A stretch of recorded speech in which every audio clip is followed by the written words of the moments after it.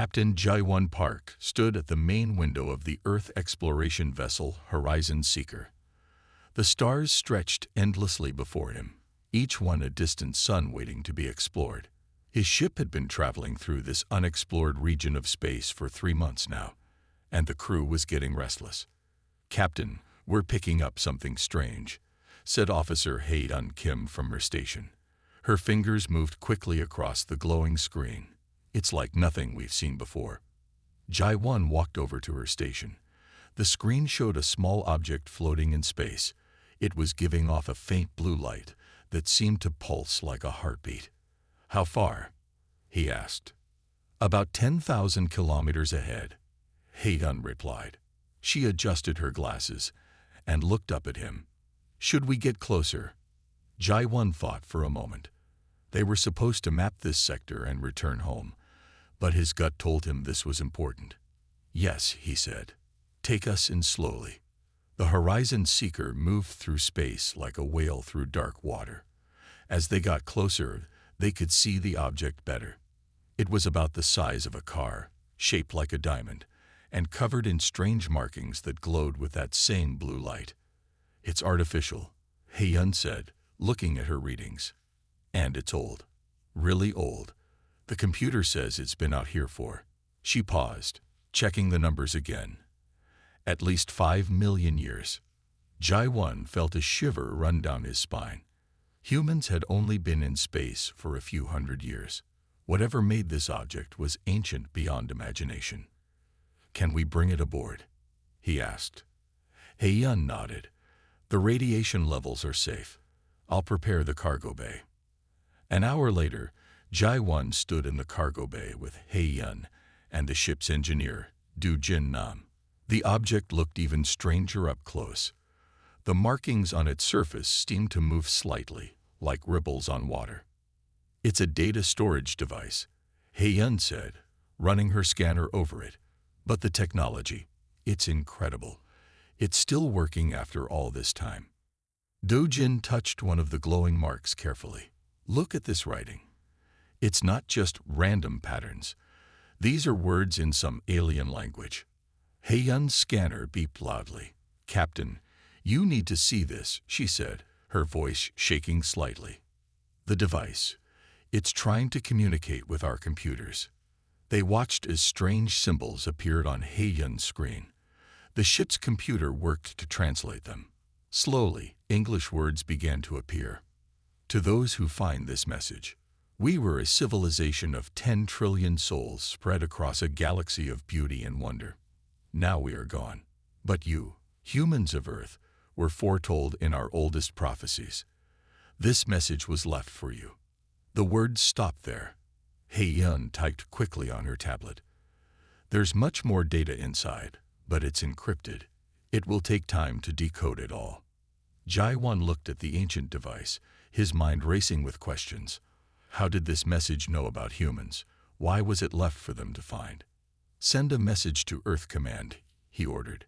"Tell them we found something important." And Hae-Yun, "Yes, Captain. Work on decoding the rest of that message. Something tells me we need to know what it says." As the crew went back to their duties, Jaiwan stayed in the cargo bay, watching the strange blue light pulse in the darkness. In all his years of space exploration, he had never felt something like this, a feeling that they had just stumbled onto something that would change everything.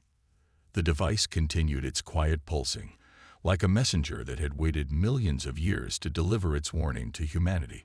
And as the Horizon Seeker drifted in the vastness of space, none of its crew knew that they had just taken the first step in humanity's greatest challenge, a challenge that had been written in the stars long before Earth's first civilization arose from the dust. 3 days had passed since the Horizon Seeker found the strange device. Dr. Hae-Yun Kim hadn't left her lab during this time, except for short breaks to eat and sleep. The ancient machine sat on her work table, still pulsing with its gentle blue light. "Come on," she whispered to herself, typing another code sequence into her computer. "What are you trying to tell us?" Her screen suddenly lit up with new symbols. Hae-Yun sat up straight, her tired eyes going wide. This was different. The computer was finally breaking through the encryption. She pressed the ship's communication button. "Captain Park, please come to the lab immediately." Jai-1 arrived 5 minutes later, looking as tired as Hei-Yun felt. "Did you find something?" "Yes," she said, pointing to her screen. "The message is unlocking itself. It's like it was waiting to make sure we were ready to understand it."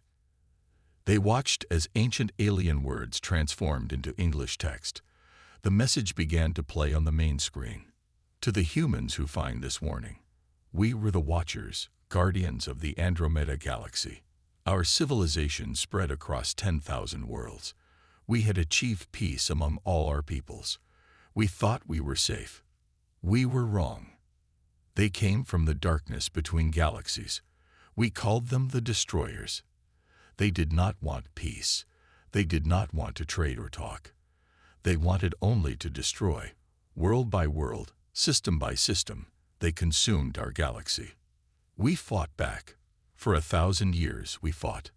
But they were too strong. Too many. They had weapons that could destroy stars. Ships that could swallow planets. We could not stop them. But our seers saw hope. They saw visions of another species, born on a blue world circling the yellow star. A young race that would one day reach for the stars. A species that would become the protectors of the weak. They saw you, humans of Earth. Our scientists studied these visions. We learned that humans have something special. You feel the pain of others as your own. You risk your lives to save strangers. You fight hardest when protecting those weaker than yourselves. We are leaving you coordinates to worlds where some of our people escaped. Millions of refugees who need protection. The destroyers will return. They always return. But this time, they will face humanity. There is more you must know, more data we must share. But first, you must prove yourselves worthy of this knowledge. Find our people. Show them your heart. Show them that our seers were right about you." The message stopped. Hei-Yun looked at Jai-1, her hands shaking slightly. "Captain, there are coordinates here. 12 different star systems." Jai-1 stared at the screen, his face serious. "Send all this to Earth Command right away. They need to know what we found." "There's something else," Hei-Yun said quietly. "The device. It's showing massive energy readings now. I think this was just the first part of the message. There's much more stored inside." Jai-1 nodded slowly. "Keep working on it. But Hei-Yun, be careful. Whatever this is, it's bigger than anything we've dealt with before." As he left the lab, Jai-1 thought about the message. Humanity had only been in space for a few centuries. They had met other alien species, made friends and trading partners, but they had never faced anything like these destroyers.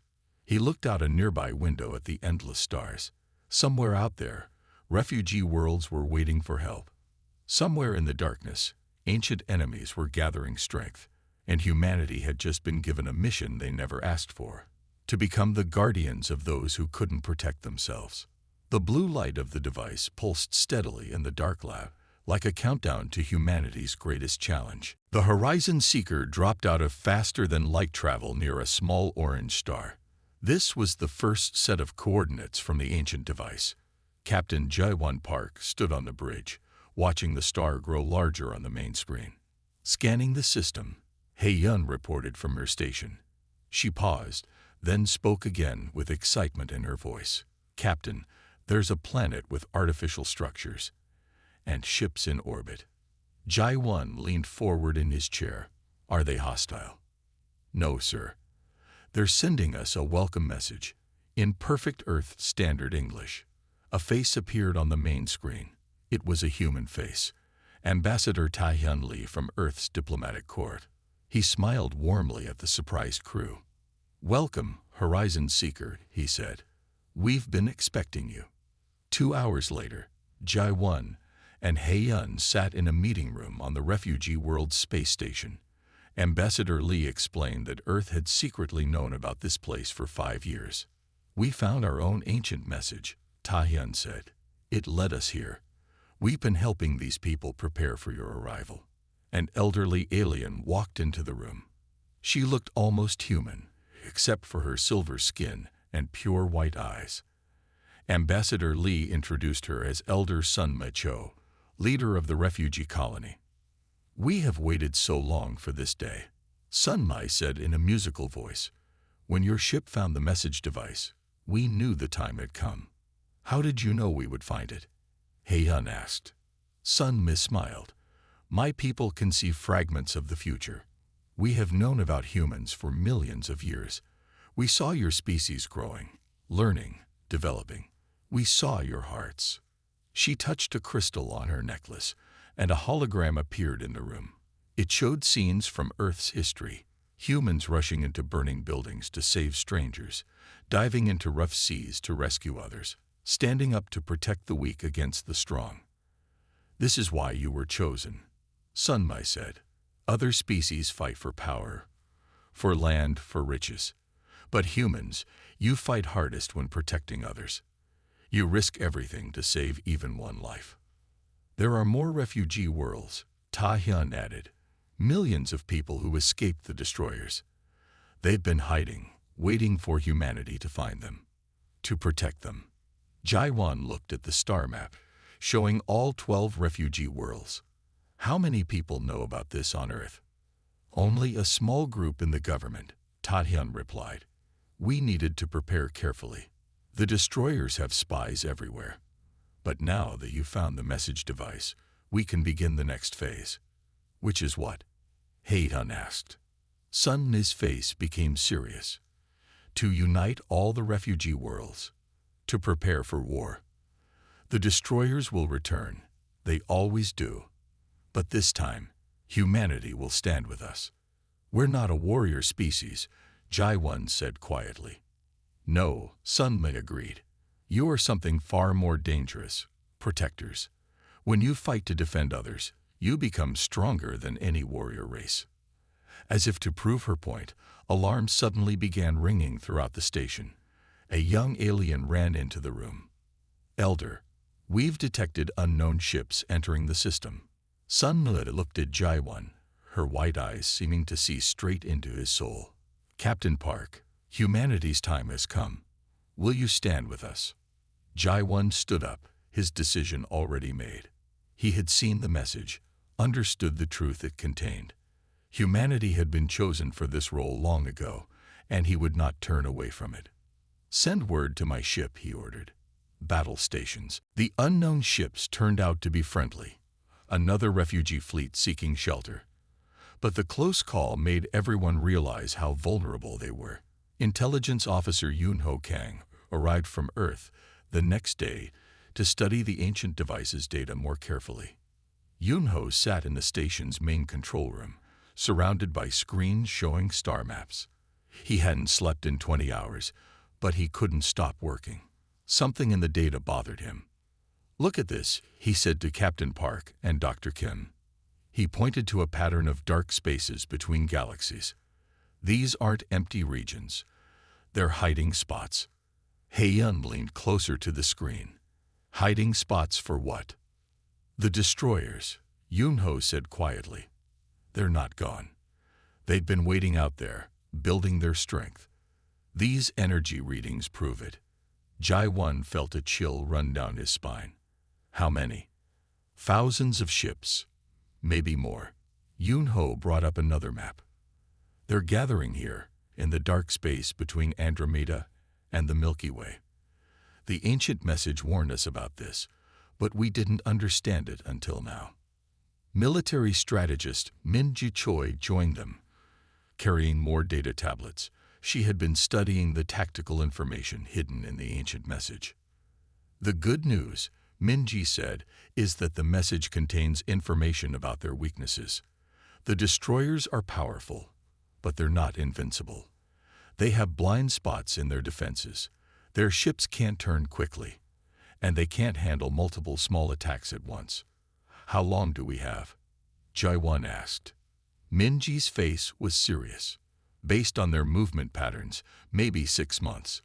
They're being careful, trying to stay hidden. But they're definitely coming." Pei Yun spoke up from her computer. I found something else in the device's data. It's not just tactical information. There are designs for weapons, special weapons designed to fight the destroyers. She showed them the screens. Complex diagrams filled the air, showing ships and devices unlike anything humans had built before. Can we make these? Jai-Won asked. With help from the refugee engineers, yes, Hei-Yun said. Their technology combined with human innovation could work, but we need time. Yun-Ho got an urgent message on his tablet. His face went pale as he read it. What is it? Minji asked. Reports from our deep space probes, he said. The destroyers. They've started moving. They're testing our borders, looking for weak spots. Jai-Won stood up. Send all this to Earth Command immediately. We need to prepare everyone. There's more, Yun-Ho added. The refugee worlds, all 12 of them. The destroyers will find them eventually. We need to evacuate them or protect them. Millions of lives depend on what we do next. Minji pulled up a star chart. If we set up defense stations here, and here, we might be able to create a shield wall. But we'll need help. Earth can't do this alone. We won't be alone, Jai-Won said firmly. Call Ambassador Lee. Tell him to contact every species we know. It's time to build an alliance. As they worked through the night, making plans and sending messages, the ancient device continued to pulse with its blue light. With each pulse, more of its data unlocked, revealing both hopes and warnings from the long-dead galaxy. The storm was gathering. Humanity had 6 months to prepare for a war they had been chosen to fight millions of years ago. And somewhere in the darkness between the stars, their enemy was watching, waiting, remembering the civilization they had destroyed, and wondering about the new protectors who had risen to take their place. Admiral Du Young Quan stood in Earth's largest space station, looking at the gathered representatives of 50 alien species. The emergency meeting hall was filled with beings of all shapes and sizes. Some looked almost human, while others were completely different. Creatures of light, living crystals, and beings made of pure energy. The threat is real, Du Young said, his voice firm and clear. The destroyers are coming, not just for Earth, not just for the refugee worlds, but for all of us. We must stand together. A tall, blue-skinned alien stood up. Why should we trust humans to lead us? Your species is young. You barely know the stars. That's exactly why you should trust us, said a new voice. Everyone turned to see Jae-In Song, Earth's youngest engineering genius, walking into the room. She carried a small device that glowed with familiar blue light. We are young, Jae-In continued. We make mistakes. We learn. We adapt.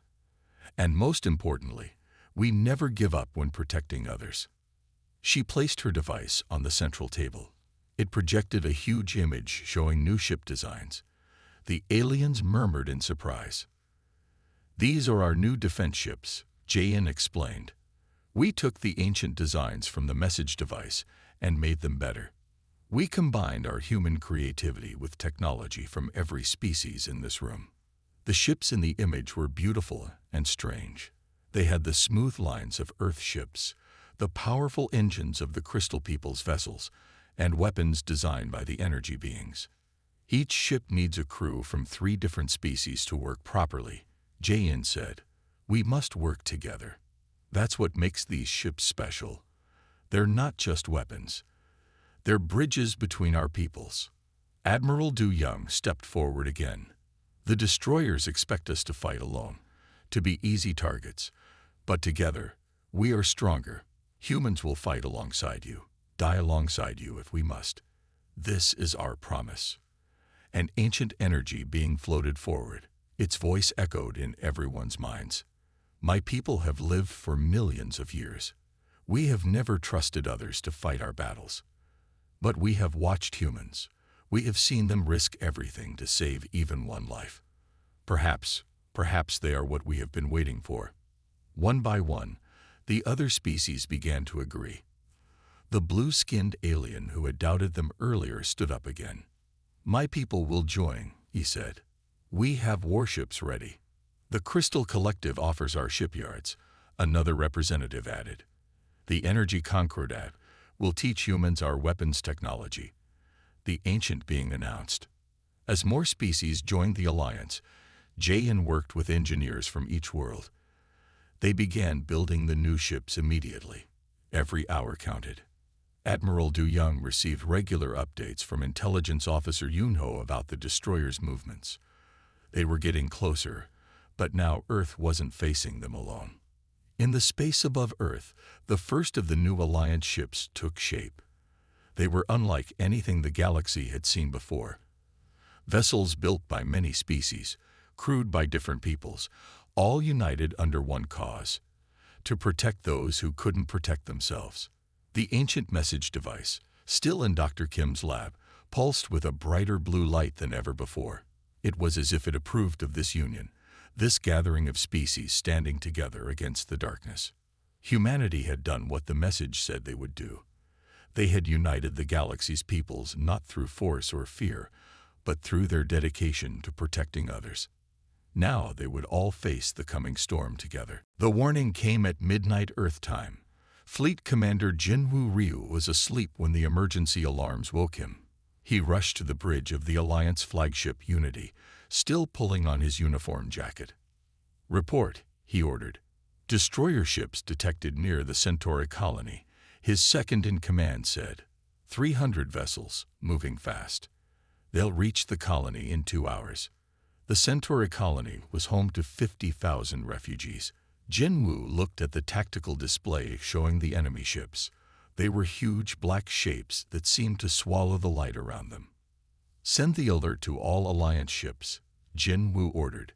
"This is what we've trained for. Launch Defense Plan Alpha." Across the Alliance fleet, crews of different species rushed to their stations. The new ships, built with combined technology from 50 worlds, powered up their engines.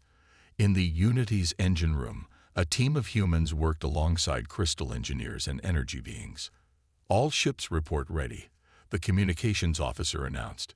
"The colony has started evacuating civilians to the underground shelters." Jinwoo took a deep breath. "Send the message. All ships, jump to Centauri space. Protect that colony at all costs." The Alliance fleet appeared near the colony in flashes of light. 100 ships, arranged in the formation they had practiced so many times. The destroyer fleet was visible now, a dark mass moving through space like a storm cloud. "Enemy ships will be in range in 5 minutes, reported the tactical officer. "They're moving exactly as the ancient message predicted. Slow turns, concentrated fire patterns." Jinwoo smiled grimly. "Then let's show them what we learned from that message. Begin attack pattern sword dance." The Alliance ships broke into smaller groups, moving in complex patterns. Human pilots flew alongside alien crews, weaving between the larger destroyer ships. The enemy tried to turn and fight, but they were too slow. "Their shields are strong," reported the weapons officer. "But the combined weapons are working. We're doing damage." Jinwoo watched as the battle unfolded. The destroyers had powerful weapons that could tear ships apart, but they couldn't hit the smaller, faster Alliance vessels. Every Alliance ship had crews from 3 different species, each bringing their own skills to the fight. "Colony reports all civilians are in shelters," came another report. "They're safe." The battle raged for hours. Alliance ships darted through space like swift birds attacking a larger predator. Some ships were hit, their crews working together to make emergency repairs. The destroyers kept trying to reach the colony, but the Alliance fleet stood firm. Finally, after 6 hours of fighting, the remaining destroyer ships turned away. They vanished into the darkness of space, leaving behind their damaged and destroyed vessels. "Casualty report," Jinwoo ordered quietly. 12 Alliance ships lost, came the response. But most crews managed to evacuate. "And sir, the colony is safe. Not a single civilian casualty." Jinwoo looked at his crew, humans, and aliens working side by side. They were tired but proud. They had faced humanity's greatest enemy and won their first battle. "Send word to Alliance Command," he ordered. Tell them that the ancient message was right. When species work together, when we fight to protect others, we can defeat any enemy." But even as the Alliance celebrated their victory, Jinwu knew this was just the beginning. The destroyers would be back, and next time they would bring more ships. The real war was about to begin. In his quarters later, Jinwu looked at a copy of the ancient message's predictions. One line stood out: "Humanity's greatest strength is not their weapons or their tactics. It is their ability to unite others, to inspire them to fight not for conquest, but for protection." This is what the destroyers will never understand. Dr. Hae-Yun Kim had not left her laboratory for 3 days. The ancient device's blue light had grown stronger since the battle at Centauri, and new data was appearing faster than ever before. Her eyes were tired, but she couldn't stop reading the decoded messages. "Dr. Kim," a soft voice called. She looked up to see Jae-in Song, the young engineer, standing in the doorway with a cup of coffee. "You need to see this," Hae-Yun said, taking the coffee gratefully. "The device. It's showing us everything now. The final part of the message is unlocking itself." Jae-in sat down beside her. On the screen, ancient symbols transformed into clear text. Both women read in silence as the truth of the destroyer's weakness was finally revealed. "We need to call Captain Park," Hae-Yun said quietly. "And Admiral Kwon. Everyone needs to see this." An hour later, the station's main meeting room was filled with Alliance leaders. Hae-Yun stood before them, her hands steady despite her exhaustion. "The Watchers who left us this message," she began. "They found a way to stop the destroyers forever. They discovered that the destroyers use special paths through space, dimensional rifts that let them travel between galaxies. These rifts are their strength, but also their weakness." She showed them the device's latest diagrams. The Watchers built a weapon, a special device that could seal these rifts permanently. But they never got to use it. The destroyers attacked before it was ready. "Can we build this weapon?" Admiral Kwon asked. Jae-in stepped forward. "Yes, but there's something else. The weapon needs power, more power than any normal energy source can provide. It needs—" She paused, looking troubled. "It needs the complete dedication of an entire species. Their combined will, their united purpose, focused into a single moment." "What does that mean?" Captain Park asked. Hae-Yun took a deep breath. "It means that thousands of humans would need to connect their minds to the device at the same time, all focused on a single goal: protecting others. The device would use that energy, that pure intention, to seal the rifts. But the strain on those connected—" She didn't finish the sentence. She didn't need to. The room was quiet as everyone understood what this meant. Using the weapon would save the galaxy, but at a terrible cost to humanity. Admiral Kwon spoke first.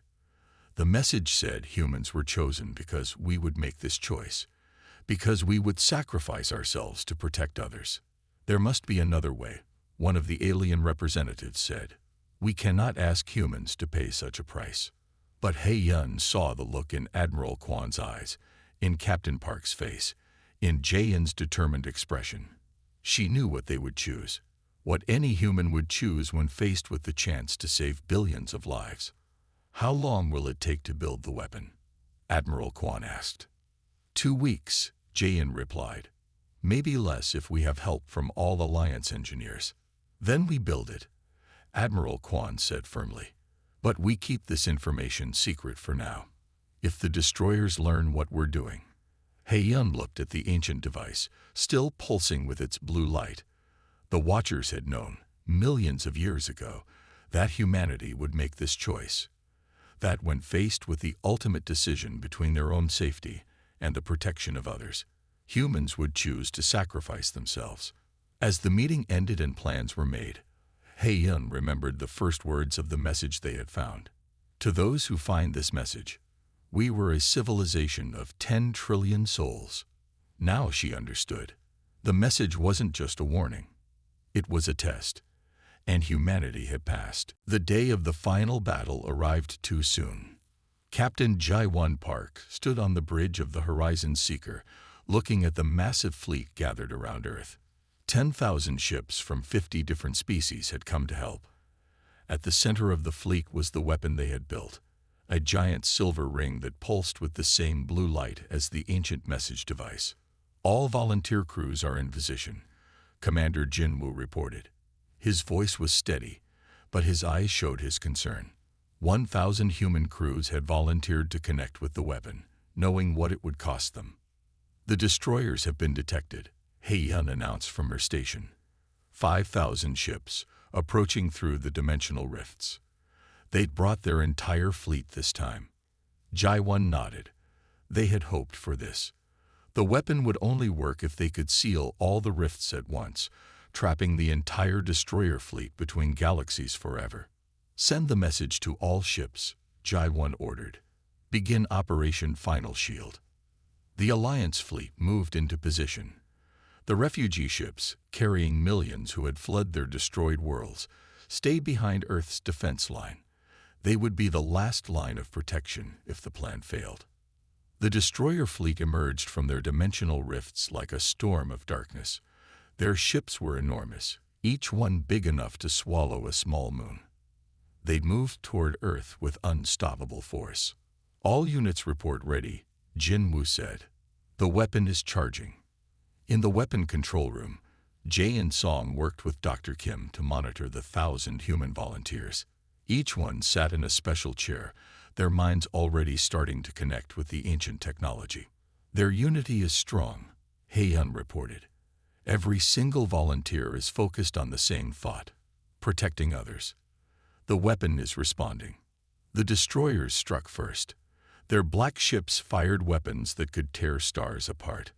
But the Alliance fleet was ready. They had trained for this moment, practiced their tactics until they were perfect.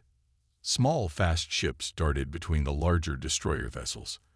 Energy beings created shields of pure light. Crystal ships reflected the deadly beams back at their attackers.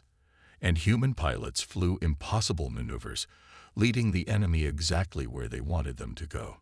They're in position, Jinwoo announced. All destroyer ships are within the target zone. Jaiwan took a deep breath. Activate the weapon. In the control room, the 1,000 volunteers joined their minds completely. The weapon's blue light grew blindingly bright. The dimensional rifts began to shimmer and shake. The destroyers realized too late what was happening. They tried to retreat, but the Alliance fleet held them in place. The rifts started to close, cutting off their escape routes. Through it all, the human volunteers kept their focus.